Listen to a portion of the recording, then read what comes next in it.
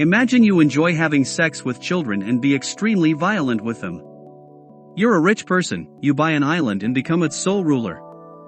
You impregnate the maids and every 9-month time you have an endless supply of your worst desires. Tell me, is there something wrong with it? Without the factual existence of God, is there truly something wrong with it? It's your genes since abortions are permissible. Therefore, your body, your choice. Morality changes from culture to culture, right?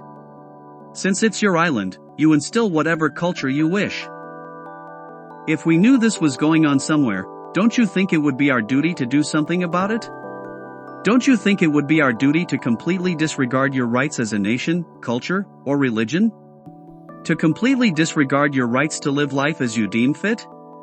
No, not without God. It's simply your opinion against ours. Morality cannot be derived from reason, and we all know immorality is our biggest hurdle. So, where is it derived from? You don't prove the spiritual realm through materialism but through its effect. I cannot demonstrate I'm being extremely harassed. There's no footage, there's no physical evidence.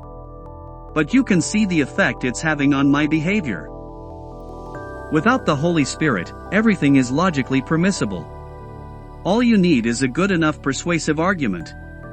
We only use arguments because we lack coercive power. And because we want people on our side. It's a much better feeling to have like-minded, willing participants than those who are just there because they must. The second greatest commandment does not work without the first. It cannot.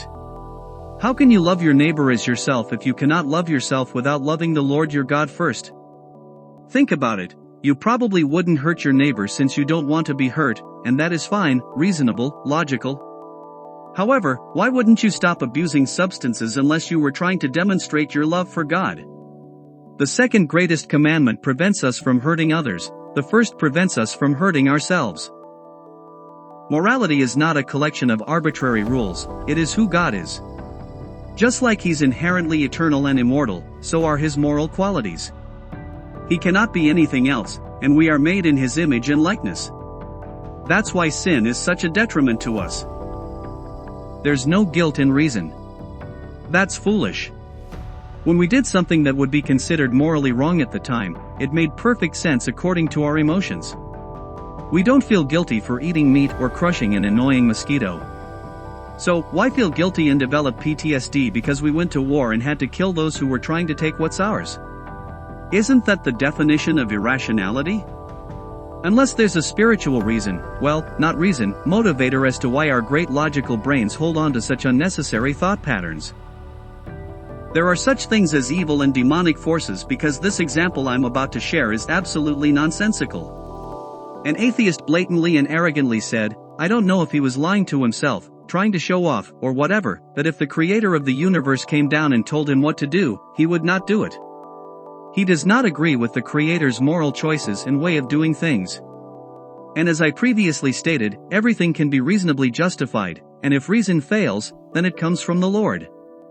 Therefore, either there are no rules, or the creator of the universe most certainly knows best even if we do not agree.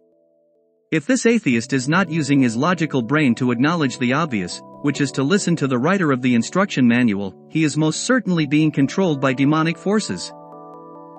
Pain, suffering, trauma, and abuse are not the determinants of what is good. They simply don't feel good to us, and that's why we complain. To use those things as the standard of what makes a good moral God, it actually is for, and excuse my language, whiny little bitches. I would never worship a God that allows for a child to be molested. Ah, shut up. Rape and pedophilia aren't the end-all be-all of suffering.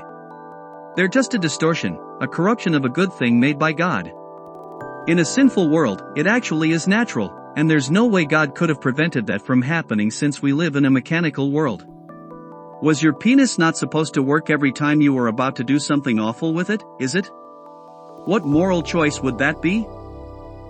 The same stupid excuse as to why God, the all-powerful being, creator of biology and the laws of physics, inventor of mathematics, do you remember and actually acknowledge him for who and what he is and what he can do, couldn't have created man and woman with perfect reasoning and knowledge of what would happen if they disobeyed him?